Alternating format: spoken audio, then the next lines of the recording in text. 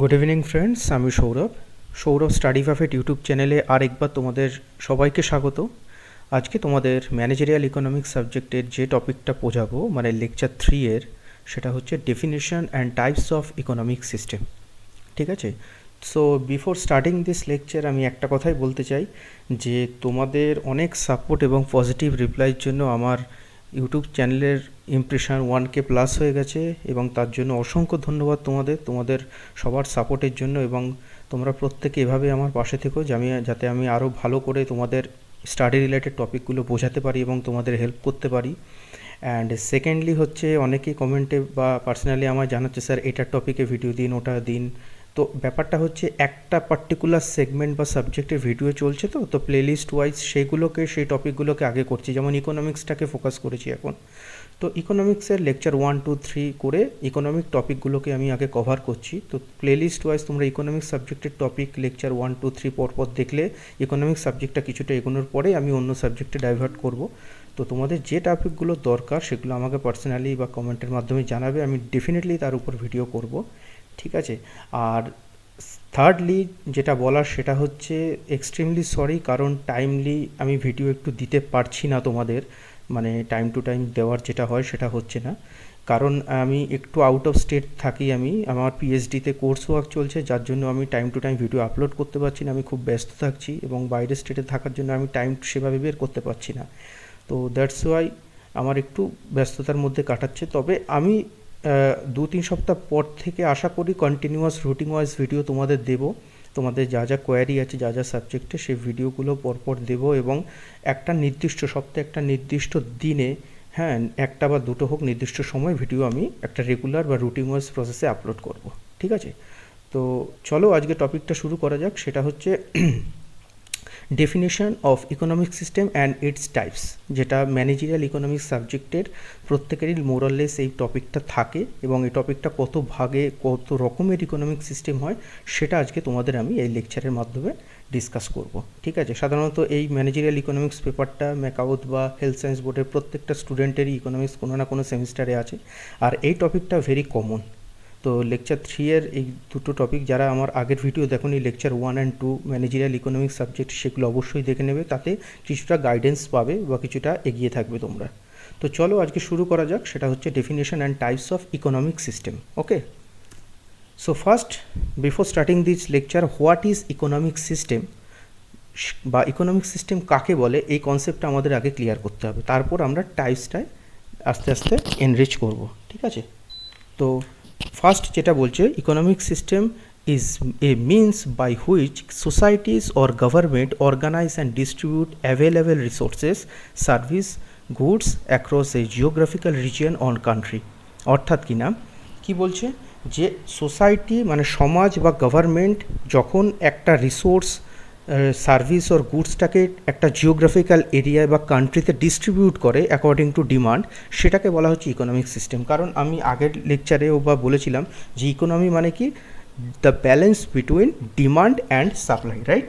অর্থাৎ ডিমান্ড এবং সাপ্লাইয়ের কি হচ্ছে, ব্যালেন্সটাকে বলা হচ্ছে আমার ইকোনমি। ঠিক আছে, তো সেই রেসপেক্টে যদি ডিমান্ড এবং সাপ্লাই থাকে,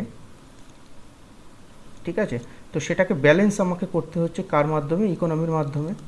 অর্থাৎ একটা ইকোনমি বা একটা দেশের বা একটা জিওগ্রাফিক্যাল এরিয়ার যদি ডিমান্ড থাকে, ধরো বিভিন্ন রিসোর্স বা সার্ভিসের বিভিন্ন ডিমান্ড রয়েছে, সেটাকে সাপ্লাইয়ের মাধ্যমে বা ডিস্ট্রিবিউশনের মাধ্যমে কিন্তু আমরা ডিমান্ডটাকে কী করতে পারি, ফুলফিল করতে পারি। ঠিক আছে, তো সেটাকেই বলা হচ্ছে ইকোনমিক সিস্টেম। তার মানে ইকোনমি আর ইকোনমিক সিস্টেমটা একই।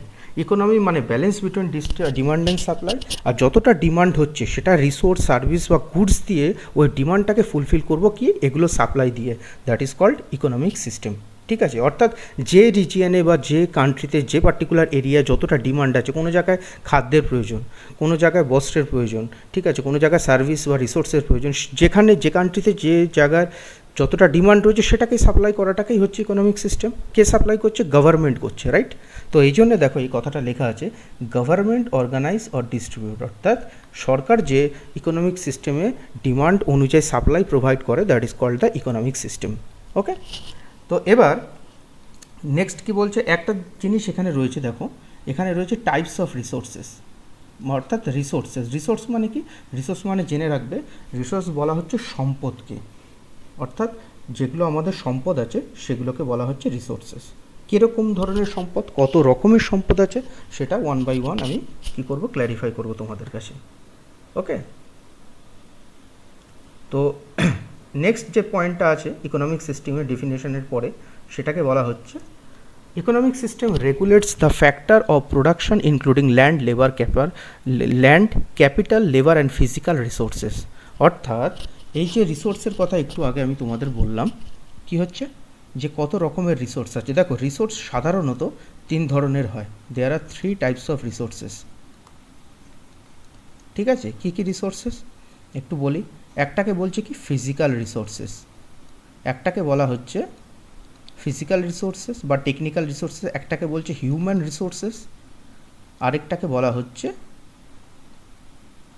Financial resources. অর্থাৎ সম্পদ একটা গভর্নমেন্টের কাছে বা একটা সরকারের কাছে, গভর্নমেন্টের কাছে এই রিসোর্সগুলো অ্যাভেলেবেল থাকে। অর্থাৎ যখন দরকার পড়ে কোনো একটা ইকোনমির, কোনো একটা দেশের, যখন কোনো একটা ডিমান্ডের প্রয়োজন হয়, সেগুলোকে এই রিসোর্স সাপ্লাইয়ের মাধ্যমে ডিমান্ডটাকে ফুলফিল করতে হয়। ফিজিক্যাল বা টেকনিক্যাল রিসোর্স হচ্ছে কি কোনো একটা মেশিনারি বা টেকনিক্যাল গ্যাজেটস। হিউম্যান রিসোর্স মানে হচ্ছে মানব সম্পদ, অর্থাৎ কোনো একটা অর্গানাইজেশনের লেবারের দরকার, রাইট? ওই জন্যই বলা হচ্ছে, দেখো, ল্যান্ড, লেবার, ক্যাপিটাল। এই ল্যান্ড, লেবার এবং ক্যাপিটাল, এই যে লেবার আছে, লেবার ইজ দ্য হিউম্যান, অর্থাৎ লেবার দিয়ে কোনো একটা অর্গানাইজেশন লেবারে বা এই জায়গাটা একটা লেবারের প্রয়োজন, সে লেবার দিয়ে আমি রিসোর্সটাকে সাপ্লাই দিয়ে আমি ডিমান্ডটাকে ফুলফিল করছি।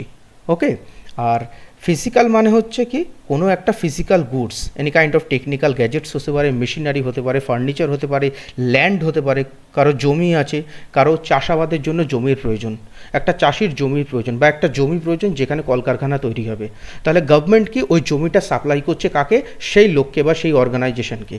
তাহলে সে অর্গানাইজেশন কি পাচ্ছে? ল্যান্ড পাচ্ছে, তার মানে ফিজিক্যাল রিসোর্স তাকে দেওয়া হচ্ছে, রাইট? তাহলে এই যে ডিমান্ড অনুযায়ী যে সাপ্লাইগুলো প্রোভাইড করা হচ্ছে, that is called the economic system. কী কী দিয়ে সাপ্লাই করা হয়? এই রিসোর্সগুলো দিয়ে। একটা হচ্ছে ল্যান্ড, যেটা ফিজিক্যাল রিসোর্স। হিউম্যান রিসোর্স হচ্ছে লেবার, এই যে লেখা আছে। অ্যান্ড ক্যাপিটাল, ক্যাপিটাল মানে হচ্ছে দ্য কারেন্সি, দ্য মানি, যেটা ব্যবসার শুরুতে যে টাকাটা ইনভেস্ট করা হয়, দ্যাট ইজ কল ক্যাপিটাল। এবার ফাইন্যান্সিয়াল রিসোর্স, অর্থাৎ ফাইন্যান্স মানে টাকা। তাহলে টাকা যে সম্পদ বা আর্থিক সম্পদ, যেটা যাকে যখন কোনো কিছুতে টাকা দিয়ে হেল্প করা হচ্ছে, যেমন কেউ ব্যবসা শুরু করবে, তাকে কি ব্যাংক লোন প্রোভাইড করছে, কে? ব্যাংক। অর্থাৎ একটা লোক ব্যবসা স্টার্ট করবে, তার ডিমান্ড রয়েছে মানির, তার কাছে টাকা নেই, তার টাকার প্রয়োজন, সাপ্লাই কে দিচ্ছে? ব্যাংক।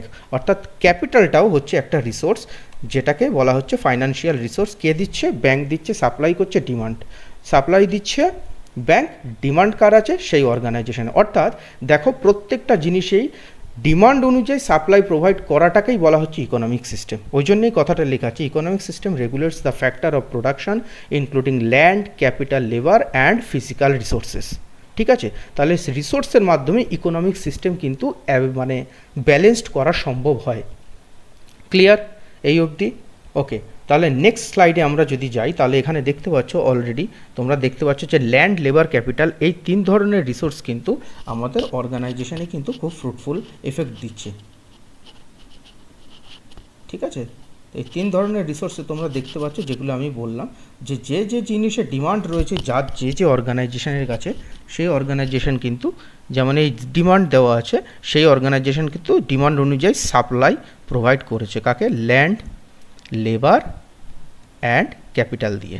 ওকে, তাহলে 3 ধরনের রিসোর্সই আছে। লেবার মানে হিউম্যান রিসোর্স, ল্যান্ড মানে হচ্ছে physical resource, and capital is called financial resource. অর্থাৎ ডিমান্ড অনুযায়ী সাপ্লাই পূরণ করতে কোনো না কোনো রিসোর্সের অ্যাভেলেবিলিটি প্রয়োজন, যেটা গভর্নমেন্ট বা কোনো একটা অর্গানাইজেশন সাপ্লাই করছে, that is called the economic system. এটা হচ্ছে ইকোনমিক সিস্টেমের basic definition and features. Okay, so next আমরা নেক্সট স্লাইডে দেখতে পারবো যে টাইপস অফ ইকোনমিক সিস্টেম, অর্থাৎ এই ইকোনমিক সিস্টেমটা কত রকমের হতে পারে বা কত ধরনের হতে পারে, ভেরিয়াস কাইন্ডস কত রকমের হতে পারে, that is called the types of economic system. ঠিক আছে, কত রকমের টাইপস আছে? প্রথম যে টাইপস আছে, that is called the capitalist economy, অর্থাৎ যাকে বাংলা বলা হয় ধনতান্ত্রিক অর্থনীতি। ওকে, সেকেন্ড বলা হচ্ছে যেটা, সেটা বলা হচ্ছে সোশ্যালিস্ট ইকোনমি, অর্থাৎ সমাজতান্ত্রিক অর্থনীতি। অ্যান্ড থার্ড যেটা বলা হচ্ছে that is call mixed economy, অর্থাৎ যেটা মিশ্রণ, অর্থাৎ যে ইকোনমিতে ক্যাপিটালিস্ট এবং সোশ্যালিস্ট দুটো রকমেরই মিক্সচার রয়েছে। অর্থাৎ তোমরা এখানে দেখতে পাচ্ছ 3 ধরনের ইকোনমি কিন্তু আমাদের কাছে অ্যাভেলেবিলিটি আছে। একটা বলছে ক্যাপিটালিস্ট, একটা সোশ্যালিস্ট, আর একটা হচ্ছে মিক্সড ইকোনমি। অর্থাৎ মিক্সড মানে মিশ্রণ, অর্থাৎ যেখানে এই উপরের দুটো ক্যাপিটালিস্ট প্লাস সোশ্যালিস্টটা টুগেদার মিক্সচারভাবে রয়েছে। হলো? আচ্ছা, এটা হচ্ছে টাইপস অফ ইকোনমিক সিস্টেম। ঠিক আছে, যে সাধারণত 3 রকমের ইকোনমিক সিস্টেম হয়, that is call one is capitalist, one is socialist and third one is mixed economy.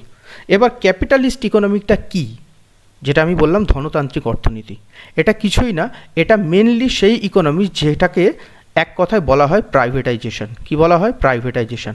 অর্থাৎ সেই দেশ বা সেই কান্ট্রি বা সেই নেশন যারা প্রাইভেটাইজেশনের দিকে মুভ করছে, অর্থাৎ যে দেশের সরকার গভর্নমেন্ট নিজে কোনো অর্গানাইজেশনের দায়িত্ব নিচ্ছে না, প্রত্যেকটা অর্গানাইজেশন তার প্রত্যেকটা দপ্তরগুলোকে এক এক করে প্রাইভেটের হাতে দিয়ে দিচ্ছে।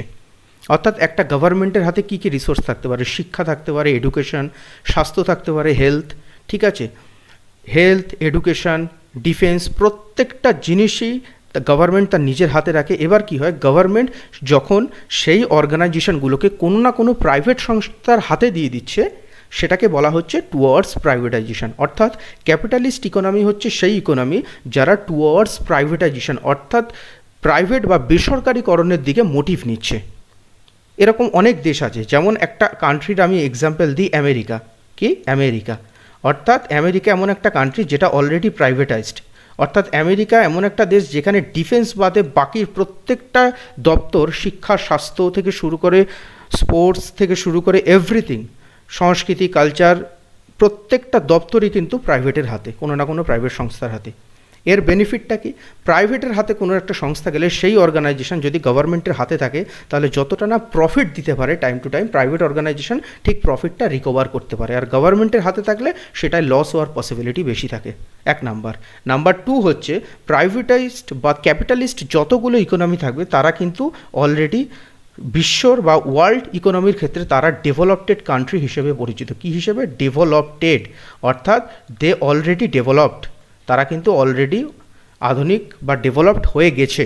ডেভেলপটেড কান্ট্রিজ হিসেবে তারা ক্যাপিটালিস্ট ইকোনমি পরিচিত। ক্লিয়ার? বোঝা গেল? তাহলে এগুলো হচ্ছে ক্যাপিটালিস্টিক ইকোনমিক্সের ডেফিনিশন এবং ফিচার্স। ওকে, আর নেক্সট তারপরে যেটা আছে that is called socialist economy, অর্থাৎ সমাজতান্ত্রিক অর্থনীতি। সেটা কি বলছে? এটা কিছুই না, just opposite of capitalist economy. অর্থাৎ প্রাইভেটাইজেশন যে অর্গানাইজেশন, ক্যাপিটালিস্ট ইকোনমিতে যেখানে প্রাইভেটাইজেশনের মোটিভ থাকবে, মানে বেসরকারিকরণের মোটিভ থাকবে, তার ঠিক উল্টোটা হচ্ছে সোশ্যালিস্ট ইকোনমি। অর্থাৎ যেখানে পুরোটাই গভর্নমেন্টের উপরে ডিপেন্ডেবল।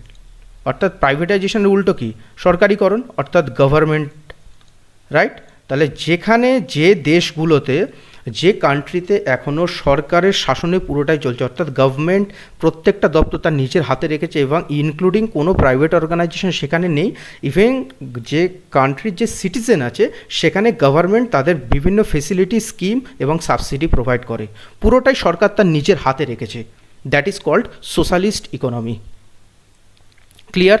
অর্থাৎ কি বলছে, যে কীরকম কান্ট্রি আছে যারা সাধারণত পুরো অর্থনীতিটা গভর্নমেন্ট তার নিজের হাতে রেখেছে, প্রত্যেকটা দপ্তর থেকে শুরু করে এভরিথিং।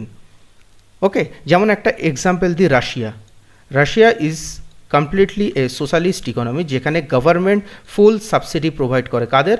দেশের লোককে। অর্থাৎ গভর্নমেন্টের রেশন থেকে শুরু করে এডুকেশান, স্বাস্থ্য, এভরিথিং কি হচ্ছে, গভর্নমেন্ট পারলে ফ্রিতে প্রোভাইড করে তাদের কান্ট্রির লোকদের। অর্থাৎ সেখানে কোনো একটা প্রাইভেট সংস্থা গিয়ে কোনো একটা দপ্তর, কোনো একটা প্রাইভেট অর্গানাইজেশন চালানোর মতন এবিলিটি থাকে না, কারণ তার উপরে গভর্নমেন্ট কোনো না কোনোভাবে ক্যাপচার করে রেখেছে। অর্থাৎ দেশের পুরো অর্থনীতিটা সরকার নিজের হাতে রেখেছে, that is call the private socialist economy. অর্থাৎ পুরোটাই ক্যাপিটালিস্ট ইকোনমির উল্টো হলো। আর ওয়ার্ল্ডের ইকোনমি অনুযায়ী এই ধরনের সোশ্যালিস্ট ইকোনমি কান্ট্রিগুলোকে কি বলা হচ্ছে? এই ধরনের সোশ্যালিস্ট ইকোনমি কান্ট্রিগুলোকে বলা হয় আন্ডার ডেভেলপড কান্ট্রি। কি বলা হচ্ছে? Under developed. কারণ আন্ডার ডেভেলপড কান্ট্রি, কারণ সরকার যেহেতু পুরোটাই নিজের হাতে রেখেছে তাই সেখানে উন্নয়নটা সেই রকমভাবে হতে পারে না। কেন হতে পারে না? কারণ গভর্নমেন্টে সেই ধরনের এগিয়ে যাওয়ার বা জিডিপি ইনক্রিজ করার স্কোপ বা পসিবিলিটি কম থাকে, কারণ গভর্নমেন্ট সেক্টরে এক্সপ্লোরেশনটা কম হয়। গভর্নমেন্ট সেক্টরে এমপ্লয়াররা সেভাবে খাটে না, কারণ তারা গভর্নমেন্ট স্যালারি পায়, কারণ গভর্নমেন্ট সেভাবে প্রেশারাইজড করে কোনো কাজ হয় না, যার জন্য দেশের অর্থনীতিটা সেভাবে এগোতে পারে না। ক্যাপিটালিস্ট ইকোনমিতে প্রত্যেকটা ইন্ডিভিজুয়াল প্রাইভেট অর্গানাইজেশন প্রাইভেট এমপ্লয়কে যেমন টাইমলি খাটানো যায়, পরিশ্রম করিয়ে তাদের থেকে রেভিনিউ আর্ন করা যায়, যার ফলে দেশের অর্থনীতি উন্নত হয়। That's why capitalistics economy is called the developed country, অর্থাৎ সেই দেশগুলো কি হচ্ছে অলরেডি ডেভেলপড, রাইট? আর এদেরকে বলা হচ্ছে আন্ডার ডেভেলপড। এরা কিন্তু সেভাবে ডেভেলপড এখনও হতে পারেনি। যদি ভবিষ্যতে ক্যাপিটালিস্ট ইকোনমিক কান্ট্রিগুলো প্রাইভেটাইজেশনের দিকে মুভ করে, অর্থাৎ টুয়ার্ডস ক্যাপিটালিস্ট ইকোনমির দিকে যায়, তবে গিয়ে তাদের ডেভেলপড হওয়ার কিন্তু পসিবিলিটি থাকে। ওকে, আচ্ছা, এবার এই দুটো টাইপ অফ ইকোনমি বাদেও আরেক ধরনের ইকোনমি আমাদের ওয়ার্ল্ড ইকোনমিতে বা বিশ্বের অর্থনীতিতে দেখা যায়, যাদের বলা হচ্ছে কি মিক্সড ইকোনমি। অর্থাৎ কিছু কিছু দেশের অর্থনীতি এখনও এমন আছে যেখানে ক্যাপিটালিস্টও আছে, সোশ্যালিস্টও আছে, অর্থাৎ দুটো ইকোনমি মিশ্রণ করে এক নতুন ইকোনমির জন্ম দেয়, that is called the mixed economy. কীরকম? যেমন আমাদের দেশ কি ইন্ডিয়া, ভারতবর্ষ কিন্তু অর্থনীতি যেটা আছে সেটা হচ্ছে কিন্তু মিক্সড ইকোনমি, ভালো করে বুঝবে। কেন? কারণ ভারতবর্ষে কিন্তু ইন্ডিয়া এমন একটা কান্ট্রি যেখানে মিক্সড ইকোনমি আছে, অর্থাৎ ক্যাপিটালিস্ট হয়, অর্থাৎ ইন্ডিয়া কিন্তু প্রাইভেটাইজেশনের দিকেও মোটিভ করছে। ভালো করে দেখবে, ভারতে অনেক সরকারি সংস্থাগুলো এখন প্রাইভেটের হাতে দিয়ে দিচ্ছে গভর্নমেন্ট, কারণ ওই সংস্থাগুলো লসে রান করছে। প্রাইভেটের হাতে দিলে প্রাইভেট সেভাবে এমপ্লয়ীদের দিয়ে খাটিয়ে সেখান থেকে রেভিনিউ আর্ন করবে, অর্থাৎ প্রফিট হবে। সে প্রফিট থেকে গভর্নমেন্টকে ট্যাক্স দেবে, গভর্নমেন্ট দেশের জিডিপি উন্নত করবে, ইকোনমি বাড়াতে পারবে। অর্থাৎ কোনো একটা অর্গানাইজেশন যখন ফাইন্যান্সিয়াল ক্রাইসিসে পড়ে তখন কিন্তু গভর্নমেন্ট সেই অর্গানাইজেশনের দায়িত্ব আর নিজে নিতে চায় না। অর্থাৎ ভারত যেমন একটা উদাহরণ দিচ্ছি, ইন্ডিয়ান রেলওয়ে, রেল কিন্তু প্রাইভেটের হাতে কিছু পার্সেন্ট শেয়ার প্রাইভেটের হাতে দিয়ে দিয়েছে। কেন? কারণ রেল থেকে সে পর্যাপ্ত পরিমাণে ইনকাম বা রেভিনিউ আর্ন করতে পারছে না। তাহলে ভারতবর্ষ যদি সোশ্যালিস্ট ইকোনমি থাকে, এখন ক্যাপিটালিস্টের দিকে ঢুকছে, রাইট? তাহলে ভবিষ্যতে আমরা ক্যাপিটালিস্টিক ইকোনমির দিকে যাব, যদিও এখন আমরা মিক্সডে রয়েছি। কীরকম হিসেবে? কারণ ভারতবর্ষ কী হচ্ছে, তাহলে ক্যাপিটালিস্টও আছে, অর্থাৎ কিছু অর্গানাইজেশন যেমন ইন্ডিয়ান রেলওয়ে প্রাইভেটাইজেশনের হাতে দিয়ে দিয়েছে, আবার মানে কিছুটা শেয়ার দিয়ে দিয়েছে, কিছুটা গভর্নমেন্ট তার নিজের কাছে রেখে দিয়েছে 51% শেয়ার, ঠিক আছে, বাকিটা প্রাইভেটের হাতে দিয়েছে। এরকম অনেক সেক্টর দিয়ে দিয়েছে ডিফেন্স ছাড়া, ঠিক আছে। সেরকমই তাহলে মিক্সড ইকোনমি বা ইন্ডিয়ান ইকোনমিতে যেমন ক্যাপিটালিস্টেরও ছোঁয়া রয়েছে, প্রাইভেটাইজেশনের দিকে মুভ করছে। আবার দেখো, দেশের 29% লোক আছে যারা বিপিএল অর্থাৎ বিলো পভার্টি লাইন তালিকাভুক্ত। তাদের কি করছে, গভর্নমেন্ট বিভিন্ন সাবসিডি দিচ্ছে, রেশনের সাবসিডি দিচ্ছে, স্বাস্থ্যের সাবসিডি দিচ্ছে, ঠিক আছে, তাহলে হেলথ, এডুকেশন, এগুলো সাবসিডি তাদের দিচ্ছে, ঠিক আছে। বিভিন্ন স্কিম গভর্নমেন্টের আছে, ঠিক আছে। তো এগুলো কেন দিচ্ছে গভর্নমেন্ট? তাহলে একটা শ্রেণীকে দিচ্ছে যারা আর্থিকভাবে পিছিয়ে রয়েছে। অর্থাৎ ভারতবর্ষে অনেক ধরনের মানুষ আছে, যারা খুব কোটিপতি, যারা খুব মিডল ক্লাস, যারা একদম লোয়ার মিডল ক্লাস। তো সবার কথা ভাবতে গেলে এটাকে মিক্সড ইকোনমি করতে হবে। তাহলে গভর্নমেন্ট কিছু লোককে কী হচ্ছে, সাবসিডিও দিচ্ছে, অর্থাৎ তাকে কিছু ফেসিলিটি গভর্নমেন্ট থেকে দেওয়া হচ্ছে, তাহলে সোশ্যালিস্টেরও ছোঁয়া আছে। আবার কিছু অর্গানাইজেশনকে প্রাইভেটাইজেশনের দিকে মুভ করাচ্ছে, কারণ আর্থিকভাবে লস করছে, তাহলে ক্যাপিটালিস্টেরও ছোঁয়া আছে। অর্থাৎ that's why India is a mixed economy. এবং ইন্ডিয়াকে বলা হচ্ছে, কি বলা হচ্ছে, ডেভেলপিং কান্ট্রি। কি বলা হচ্ছে? ডেভেলপিং, অর্থাৎ ডেভেলপ হচ্ছে এখনও, কন্টিনিউয়াস টেন্স। তাহলে একটা হচ্ছে কি ডেভেলপড, একটা হচ্ছে আন্ডার ডেভেলপড, আর একটা হচ্ছে ডেভেলপিং, রাইট? তাহলে এই তিনটে ধরনের ইকোনমি আমরা সারা ওয়ার্ল্ডের মানে ওয়ার্ল্ড ইকোনমিতে এই তিনটে টাইপস আমরা দেখতে পারি। এবার এর কিছু কিছু স্পেসিফিক ফিচার্স এবং ক্যারেক্টারিস্টিক্স এবং ডিফারেন্সেস আছে, যেগুলো আমি পয়েন্ট ওয়াইজ তোমাদের নেক্সট স্লাইডে ক্লিয়ার করছি। কি বলছে? Characteristics and difference between capitalist, socialist and mixed. অর্থাৎ তিনটের মধ্যে কোন কোন ক্যারেক্টারিস্টিক্স আছে এবং ডিফারেন্স আছে। প্রথমেই দেখো, প্রথমেই কি বলছে, তাহলে এখান থেকে বুঝে যাবে। তাহলে অলরেডি আমি এক্সপ্লেইন করে দিয়েছি, তাও একবার বলছি। ওনারশিপ, প্রপার্টি ওনারশিপ অর্থাৎ মালিকানা কার হাতে থাকবে? নিশ্চয়ই ক্যাপিটালিস্টের হাতে থাকবে, প্রাইভেট। কারণ ক্যাপিটালিস্ট মানেই প্রাইভেটাইজেশন, অর্থাৎ প্রত্যেকটা ডিপার্টমেন্ট যে সরকার, যে অর্থনীতিতে প্রত্যেকটা ডিপার্টমেন্ট প্রাইভেটের হাতে চলে যায়, প্রাইভেট মালিকানা থাকে, দ্যাট ইজ কল্ড ক্যাপিটালিস্ট। তাহলে ঠিক তার উল্টো পাবলিক অর্থাৎ গভর্নমেন্ট কী হবে? সোশ্যালিস্ট, যেটা একটু আগেই বললাম লাস্ট স্লাইডে। এবং বোথ পাবলিক অ্যান্ড প্রাইভেট মানে যেহেতু মিক্সড, তাহলে ক্যাপিটালিস্ট আর সোশ্যালিস্ট মিলিয়ে কী হচ্ছে? ক্যাপিটালিস্ট আর সোশ্যালিস্ট মিলিয়ে মিক্সড ইকোনমি হচ্ছে, রাইট? তাহলে ওনারশিপ পাবলিক এবং প্রাইভেট দুটোই হবে। তারপর কি? প্রাইস ডিটারমিনেশন, অর্থাৎ কোনো দ্রব্যমূল্যের দাম নির্ধারণ করাটা কিসের উপর ডিমান্ড করে? যে কোনো প্রোডাক্টের। এখানে কি বলছে? ক্যাপিটালিস্ট ইকোনমিতে prices are determined by market forces, demand and supply, অর্থাৎ মার্কেটে যেমন যেমন ডিমান্ড হবে সেই অনুযায়ী প্রাইভেট অর্গানাইজেশনগুলো সাপ্লাই দেবে, অর্থাৎ তারা সেখান থেকে যতটা ডিমান্ড তৈরি হবে ততটা সাপ্লাই দেবে। 500টা ডিমান্ড তৈরি হলে 500টা সাপ্লাই দেবে, 501টা বানাবে না। কারণ প্রাইভেট পুরোপুরি মেপে কাজ করবে, ওখানে যাতে কোনোভাবে এক্সট্রা না বানানো হয়, যাতে লস না হয়, রাইট? আর এখানে কি হবে? সেন্ট্রাল প্ল্যানিং অথরিটি, অর্থাৎ গভর্নমেন্ট যেহেতু একটা সরকার কেন্দ্রতে থাকবে, তাই কেন্দ্র সরকারের প্ল্যানিং অনুযায়ী কেন্দ্র সরকার কোনো একটা দ্রব্যমূল্যের দাম নির্ধারণে তার ভূমিকা থাকবে। হলো? আচ্ছা, আরেকটা কি এখানে হচ্ছে, এখানে সেন্ট্রাল অথরিটিও থাকবে, আবার ডিমান্ড সাপ্লাইও থাকবে, দুটো মিক্সড হবে, কারণ এটা হচ্ছে মিক্সড ইকোনমি। ওকে, থার্ড বেসিস পয়েন্টটা কি বলছে? মোটিভ অফ প্রোডাকশন, অর্থাৎ দ্রব্যমূল্য প্রোডাকশনের পিছনে মোটিভটা কী থাকবে? মোটিভটা ডেফিনেটলি ক্যাপিটালিস্টিক ইকোনমি থাকবে প্রাইভেট প্রফিট মোটিভ, অর্থাৎ কোনো একটা প্রাইভেট অর্গানাইজেশন সে দ্রব্যমূল্য তৈরি করে সাপ্লাই দিচ্ছে অ্যাকর্ডিং টু ডিমান্ড। তাহলে কি সে বিক্রি করছে? একটা প্রাইভেট অর্গানাইজেশনের মোটিভ অলওয়েজ প্রফিট ইনকাম করা থাকবে, কারণ সে সেটাকে বিক্রি করে সেখান থেকে প্রফিট আর্ন করছে। তাহলে একটা ইকোনমির প্রোডাকশনের motive definitely profitable, profit motive থাকবে। এটা হচ্ছে ক্যাপিটালিস্ট ইকোনমি। সোশ্যালিস্টে কী বলছে? সোশ্যাল ওয়েলফেয়ার, অর্থাৎ সমাজের কল্যাণে, সামাজিক কল্যাণে সরকার যে কাজ করে সেখানে প্রফিট মেকিং মেন্টালিটি থাকে না। কোভিডের জন্য গভর্নমেন্ট কী হলো? মানুষকে মাস্ক বিনা পয়সা বিতরণ করলো, সমাজমূলক উন্নয়নের জন্য। সরকারের লস, কোনো টাকা লাগলো না, বিনা পয়সা দিল।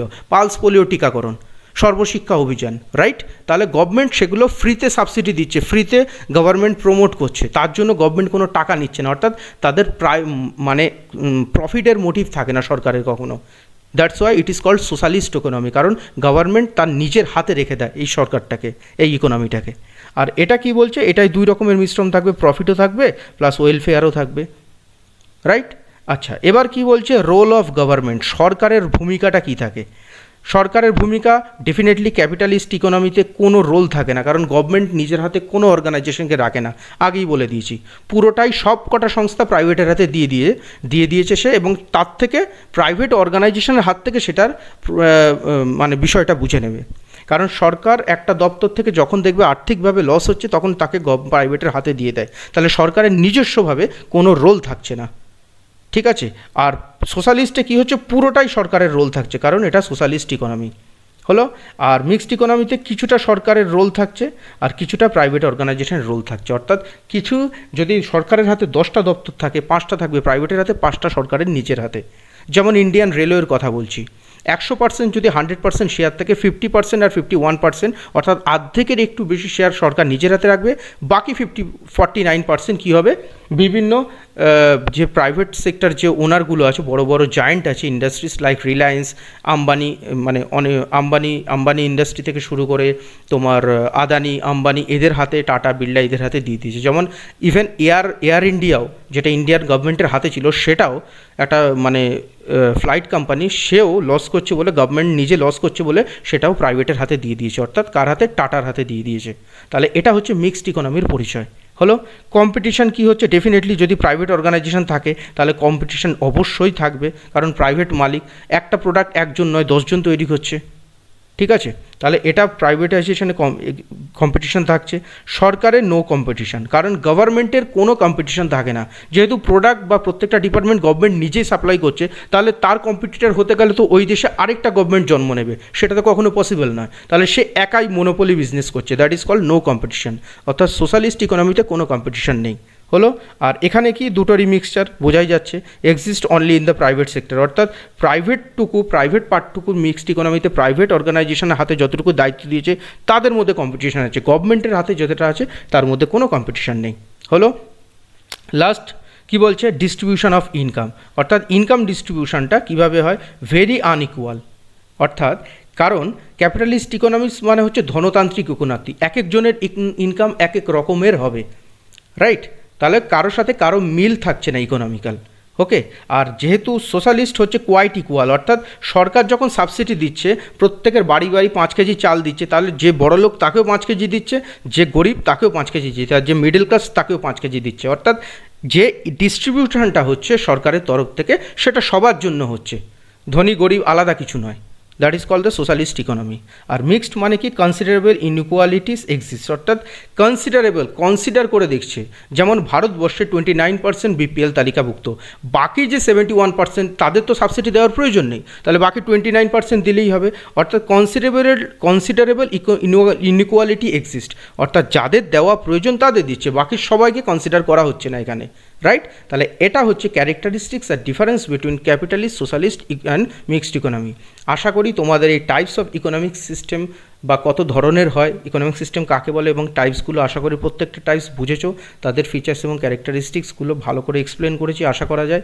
যদি কোনো ডাউট থেকে থাকে অবশ্যই কমেন্টে জানাবে, আর এরকম আরও স্টাডি রিলেটেড ভিডিও পেতে অবশ্যই লাইক, কমেন্ট অ্যান্ড সাবস্ক্রাইব করবে আমার ইউটিউব চ্যানেলটা, যার নাম হচ্ছে সৌরভ স্টাডি বাফেট। ঠিক আছে, থ্যাংক ইউ।